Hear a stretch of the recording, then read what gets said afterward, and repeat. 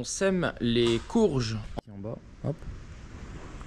On enfonce un tout petit peu, 1 cm. J'ai reçu les premières ruches de bourdon.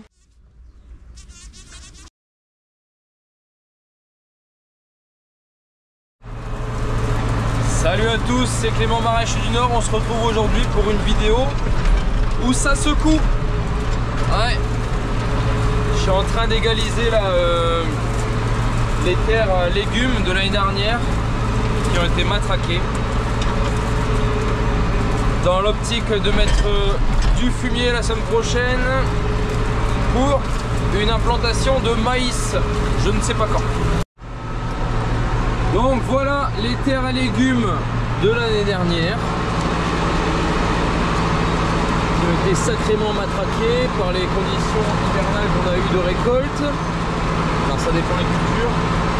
Ici on rentre pas en tracteur, donc forcément c'est nickel, c'est des choux verts. Voilà, la terre est vraiment très belle. Mais quand on est par exemple dans les carottes, c'est un autre délire. Alors là, j'ai récupéré le déchaumeur de la Cuma. C'est un smaragd en 3 mètres, hein, le déchaumeur classique de chez Duncan. Avec une grosse dent et 2 ailerons sur les côtés. Donc là clairement l'objectif c'est de travailler le plus superficiellement possible, avec mon seul objectif pour aujourd'hui du moins, de niveler le sol pour le passage des épandeurs, puisque j'ai appelé mon entrepreneur. Ils vont venir certainement la semaine prochaine pour épandre les composts sur les terres à pommes de terre. Bon là ils sont nickel donc j'y touche pas. Et ici le fumier, notre fumier d'hiver sur les anciennes terres à légumes qui serviront au maïs.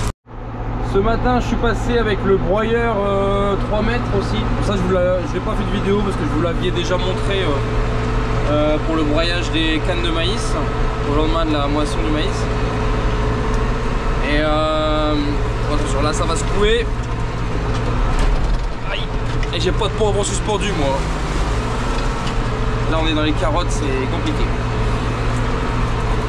Donc du coup j'ai utilisé le broyeur ce matin pour broyer des navets qui étaient partis en fleurs. Donc ça les navets, quand tu les récoltes pas, ça monte à 2 mètres. Mais on voit quand même que ça a sacrément séché quand même depuis une semaine, 10 jours là. On voit que ça change vraiment fortement. Je l'ai pas dit d'ailleurs dans la vidéo au tout début, on est le 13 avril, samedi 13 avril. Alors je sais, cette vidéo elle va sortir longtemps après parce que j'ai déjà 2 sujets en cours avant ça. Donc je crois que la vidéo elle va sortir au moins 2 semaines après. Alors, voyons ce que ça donne.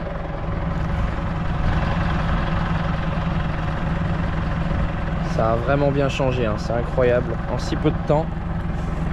Vous voyez, là, j'ai gratté quoi ici à 5 cm, 10 cm des fois au milieu des dents. Dès que c'est plat, vraiment je travaille vraiment peu profondément. Et ça c'est super quoi, parce que même si ça part au sec, après quand je vais restructurer, je vais vous parler après des outils que je vais utiliser. Il y a toujours de l'humidité ici. Là ici on a le point dur là. Voilà. Donc là c'est vraiment objectif nivelé pour faciliter le passage de l'épandeur. Là ici après les carottes hein, qui ont été sacrément abîmées.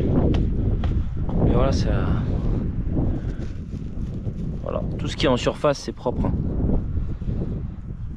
Et tu vois, dès que tu as des zones matraquées ici, tu ressors des petits bouts gras. Là si on avait par exemple une terre qui n'avait pas été massacrée, et bah tu travaillerais qu'en surface comme ça, allez t'approfondir un petit peu. Tu ferais 10 cm.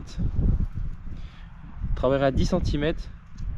Tu reviens après avec un outil un peu plus, le vibro par exemple, quand ça aura bien séché. Tu laisses 2 jours au soleil et au vent comme ça, et après tu reviens. Et ça, mais ça part en poussière quoi. Et tu sèmes directement là-dedans. Malheureusement, moi dans ce cas ici, je vais être obligé de restructurer. Avec un outil qui s'appelle le Cracker de chez Alpego. C'est un outil qu'on a également en Cuma. Et c'est un outil jaune avec des très grosses dents. qui vont chercher en profondeur. Donc c'est entre un déchaumeur et un décompacteur. Donc là clairement c'est un outil qui chamboule tout. Honnêtement on est très loin de l'agriculture de conservation avec ce genre d'outil.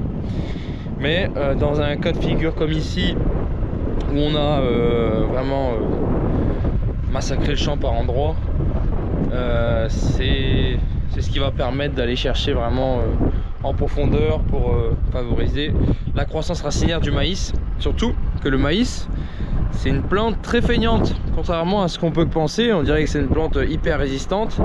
Une fois qu'elle est en place, oui, mais pour son début de cycle, elle a des racines hyper feignantes. Alors on est important d'avoir un bon profil. On voit ici là-dedans la profondeur qu'elle va, si elle ressort. Je peux vraiment difficilement être moins profond que ça. Après, le fait d'ouvrir aussi comme ça superficiellement, ça va permettre d'aérer le profil du sol, parce qu'aujourd'hui clairement la surface elle est fermée par les pluies battantes. Ça respire pas assez et du coup, même si ça sèche en superficiel, le profil il reste encore assez humide. Donc là vraiment on va aérer et ça va sécher tout doucement en profondeur. Et donc on va attendre qu'on ait un profil qui soit bien réessuyé pour ensuite travailler avec des outils plus profonds. Alors vous voyez aussi que le champ il est tout vert. Alors principalement de pâturin. Le pâturin c'est une graminée. Et alors le problème des graminées en général, c'est qu'elles ont une forte capacité à repiquer même après le travail du sol. Une dicote va beaucoup moins avoir ce phénomène là. Une fois qu'on l'aura travaillé une ou deux fois, généralement il n'y a plus de problème, elle s'assèche et elle reprend pas. Là tous les pâturins que j'ai mis là, si tu les laisses comme ça, ils peuvent repartir. C'est pour cette raison, je voulais pas montrer, mais avant d'ici de faire ce travail là, il y a quelques jours j'ai passé un désherbant total à base de glyphosate qui permet de gérer ces graminées, parce que même avec le travail du sol, et bah même avec le travail du sol, elles repartiraient et on devrait les gérer différemment dans le maïs. Bon là on arrive sur la fin du champ et c'était une zone beaucoup plus humide, c'est d'ailleurs pour ça que c'est en maïs là, parce que je mets jamais de légumes dans cette terre là plus argileuse. Et surtout il y a une très grande basse qui fait que l'eau stagne beaucoup plus longtemps, et je vais arrêter là parce que on voit qu'ici c'est plus du tout la même terre, hein. C'est beaucoup plus gras. Et là bon là ça va, mais des fois tu as des mottes. Si tu laisses ça sécher, et bah c'est fini. Les blocs ils restent tels quels. Contrairement à là-bas, ça pardonne assez bien parce que les terres sont légères.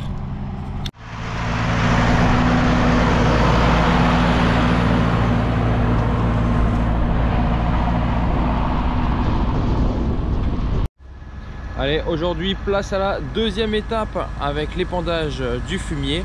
Enfin ici on est sur le compost qu'on va épandre sur la parcelle de pommes de terre.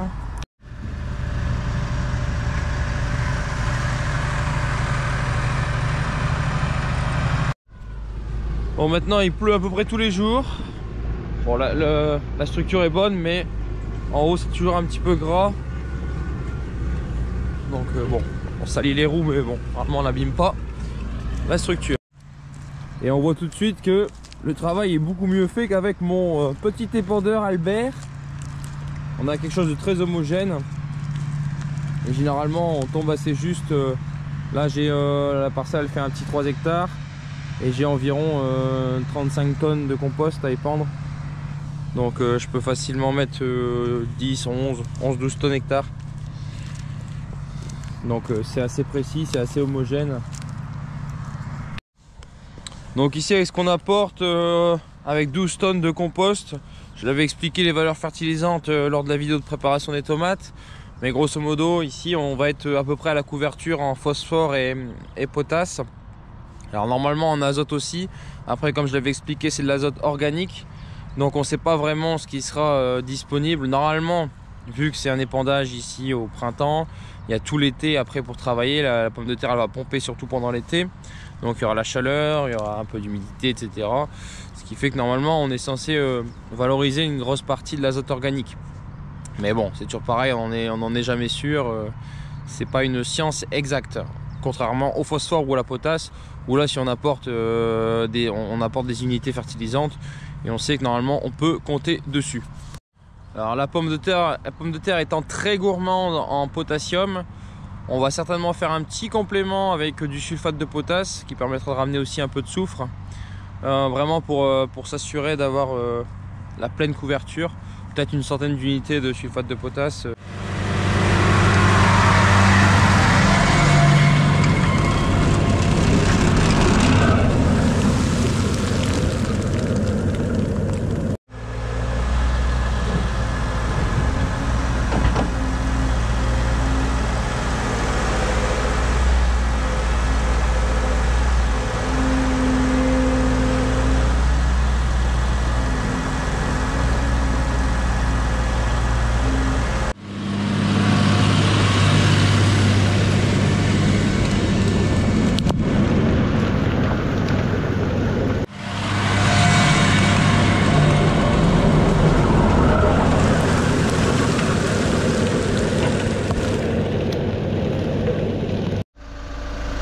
Maintenant, on va attaquer la fumière.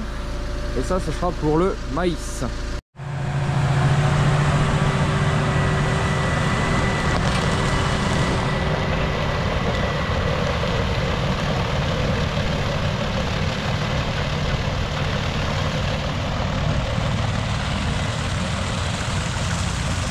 Là, on voit que c'est plus du tout le même fumier. Très humide, puisque bon, la fosse, elle est pas couverte. Donc on voit que c'est bien gras.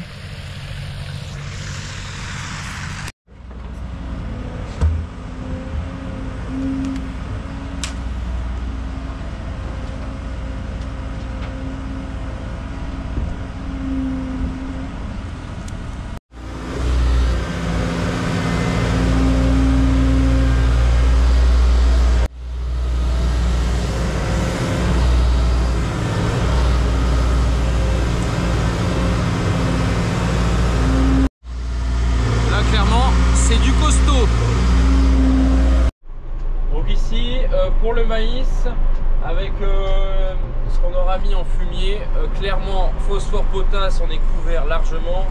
Je pense que bon, le fumier est très et pas du tout homogène, est très hétérogène, mais voilà, ça reste du maïs. Clairement, c'est la culture secondaire de la ferme. Et puis je pense qu'il y a des endroits où il y en a trop, des endroits où il y en a juste assez. Enfin, bref, c'est difficile à dire. Mais grosso modo, je suis quasiment sûr qu'en phosphore potasse, on est largement suffisant. Même en azote, je vais au moins réduire de moitié la quantité à apporter par rapport à si on n'avait pas mis de fumier. Donc un maïs, forfaitairement parlant, on va mettre 200 unités d'azote. Là, je vais en mettre 100, pas plus, voire peut-être moins, mais bon, 100 c'est bien pour dire d'assurer le coup. Aujourd'hui, 2 mai, on sème les courges en godet. Donc première étape, remplir les pots. Donc c'est des pots de 10 sur 10 avec le terreau. Et cette année on en aura pas mal. On va mettre certainement 30-40% de plus par rapport à l'année dernière, puisque j'ai enfin trouvé la bonne méthode de conservation. Après plusieurs années où on en achetait pas mal parce que ça conservait pas bien, j'ai enfin trouvé les bonnes méthodes. Mais bon, ça on en reparlera au moment du stockage cet été et au début de l'automne. Donc en termes de quantité, cette année on va partir sur environ c'est 1300 courges de diverses espèces. Alors on a d'abord des potirons rouges vifs d'étampes. Alors ça c'est des potirons rouges très classiques, pas très gustatifs, mais bon, c'est le potiron rouge qu'on connaît tous, que certains recherchent. On n'en met pas beaucoup, on voit on en met que 50. Ensuite, beaucoup plus gustatif, le musqué de Provence de l'espèce, enfin de la variété Provic. On en met une centaine. Ça en fait pas mal par pied. Donc avec une centaine, généralement, on en a bien assez.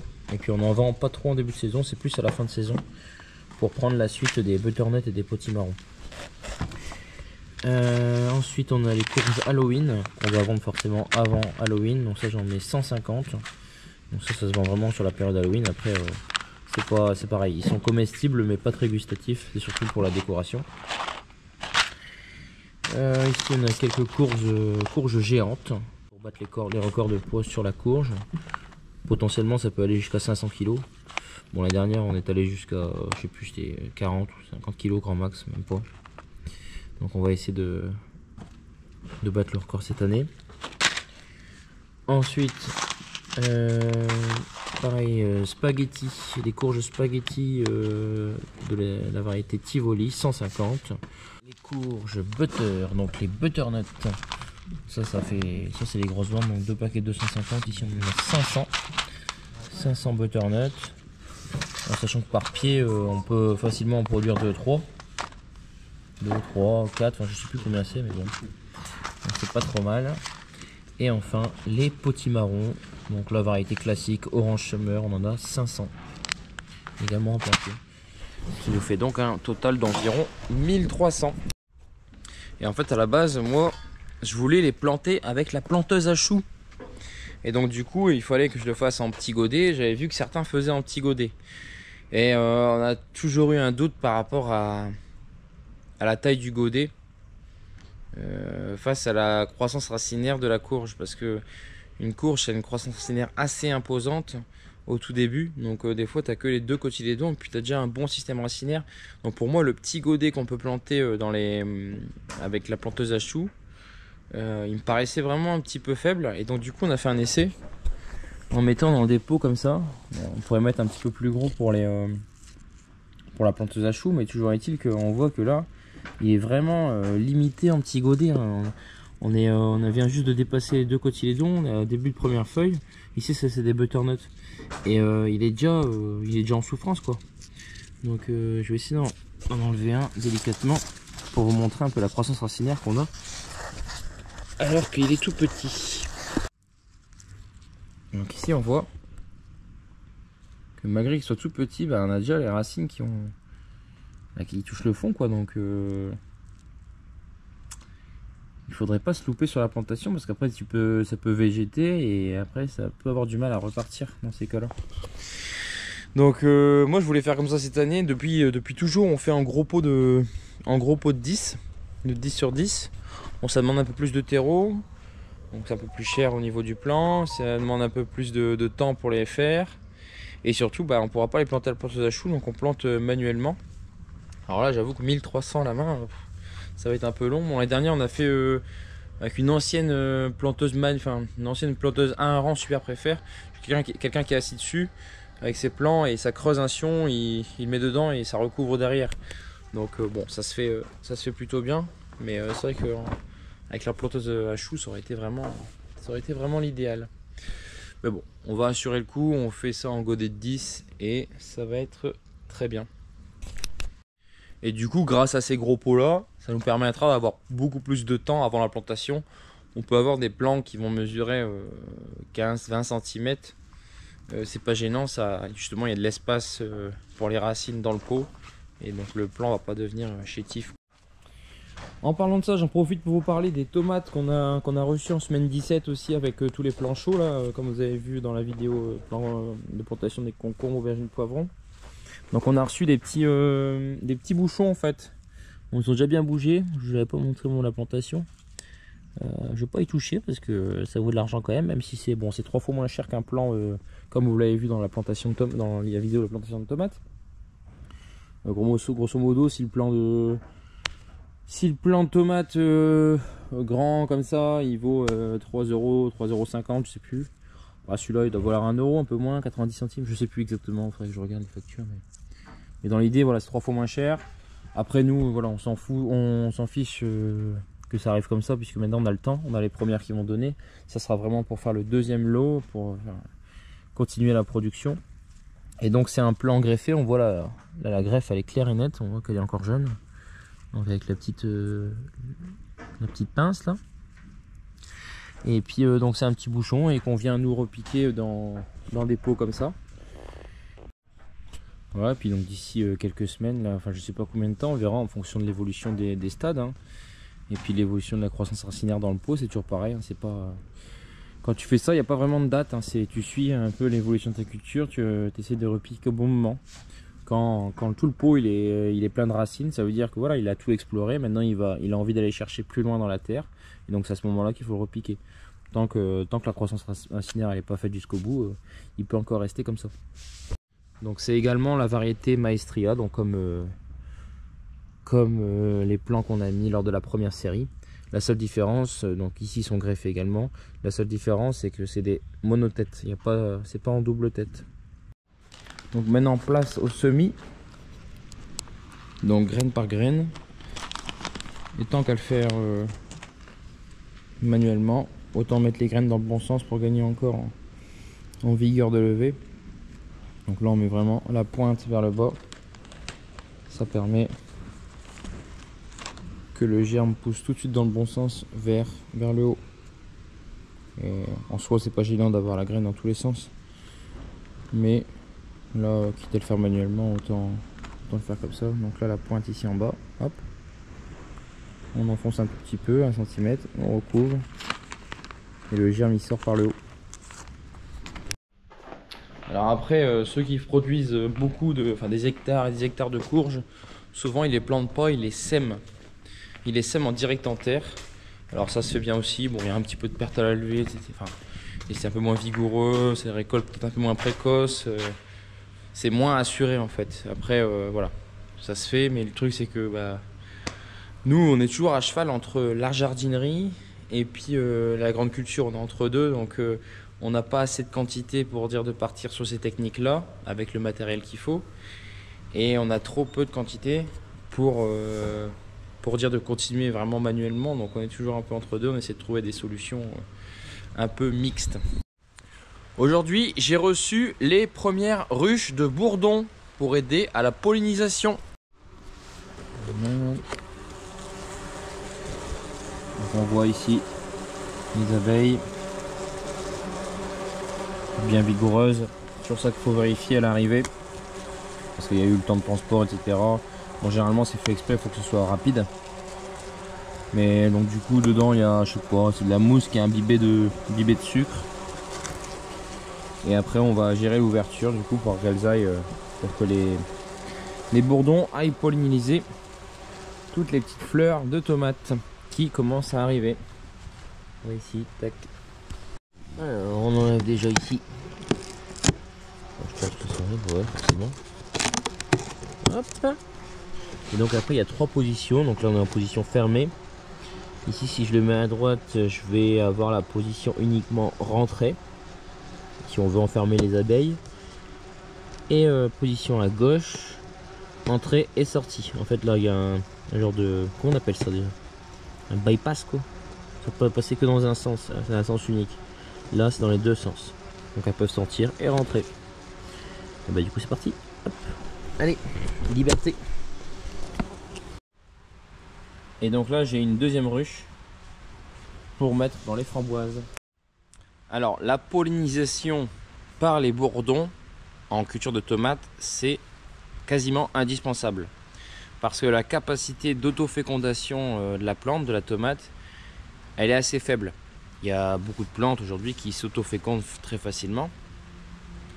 Et la tomate, elle, ça se fait assez difficilement. Donc même si on ne met pas de bourdon, on peut avoir des tomates bien sûr. Surtout en extérieur. En extérieur, il n'y a pas de problème puisqu'il y a, là, il y a présence de pollinisateurs. Mais en serre, on est quand même dans un milieu assez fermé. Donc du coup, la présence de pollinisateurs est quand même beaucoup plus faible. Donc du coup, la tomate, elle a besoin d'être aidée par ses bourdons pour travailler en fait sur ses fleurs. Alors, j'ai pas vraiment tout le détail technique, mais en fait, la fleur, elle va renfermer à la fois l'organe mâle et à la fois l'organe femelle. Et tout se passe en fait ici dans le petit cône là. Donc là-dessus, on va dire que le cône, le tour, c'est les étamines là. Ça, c'est les organes mâles, pardon. Et à l'intérieur, on a les organes femelles. Et en fait, le bourdon, ce qu'il va faire, lui, c'est qu'il va venir sur la fleur pour essayer de récolter le pollen, pour le ramener à la ruche, pour nourrir on va dire les copains, quoi. Et du coup il va s'agripper, il va la secouer comme ça. Et ça va faire tomber du pollen du coup sur l'organe femelle ici tout au bout. C'est ce qui va faire la fécondation. En termes de quantité de bourdons, on dit souvent qu'il faut à peu près 400-500 bourdons à l'hectare en milieu fermé. Ici du coup on a sur la première serre 500 mètres carrés. Après il faut compter quand même l'autre serre avec, hein, parce qu'il voyage. Donc ça nous fait 1000 mètres carrés, donc il nous faut à peu près 50 bestioles. Et je pense que là-dedans, alors c'est pas marqué, mais je crois que c'est des 70. Je sais pas si c'est noté, non c'est pas noté. Et je pense que de standard c'est des 70 bourdons. Donc on a largement assez pour les 2 serres. Parce qu'après il y a l'autre serre qui va arriver. En sachant que ça c'est valable uniquement 4-5 semaines quoi. Un bon mois on va dire. Après il faudra racheter une nouvelle. Donc j'en racheterai une nouvelle au moment où les tomates suivantes là seront en fleurs. Comme ça on va finir la pollinisation de celle-ci. Et on va bien engager la pollinisation de l'autre serre de tomates. Allez, même boulot ici pour les framboises. Qui ont bien changé avec plein de fleurs. Là j'aurais pu commencer plus tôt. Mais bon, priorité aux tomates. Et puis pour les framboises, je sais pas si c'est vraiment indispensable ou pas. C'est un plus. Donc, voilà. Là ici il y a beaucoup plus de boulot. Elles vont certainement plus s'y plaire. J'en profite ici pour vous montrer les plants de melon qui iront après les épinards de l'autre côté là-bas. Donc j'avais acheté 700 plants de melon, enfin 700 graines. Donc je fais en 2 lots, donc là il y a 350 graines. 1, 2, 3, 4, 5, 10 plaques de 35 pots. Et ça on l'a semé, je sais plus, la semaine dernière. Bon je sais plus quand, mais ça tu vois. J'ai un beau petit germe là, tac. Donc, dès qu'ils feront 20 cm, là on ira les planter de l'autre côté. On va répartir 350 plants sur 500 mètres carrés. Un peu moins d'un plant au mètre carré. On a également semé le 2e lot de courgettes. Ça c'était fait tout à l'heure. C'est les graines de courgettes, variété Twitter. On aime bien cette variété. Donc généralement on fait 4 lots de courgettes. Un premier lot en serre, un deuxième, 2 lots dehors, et on refait un dernier lot en serre en fin de saison, à l'automne. Ça bosse dur.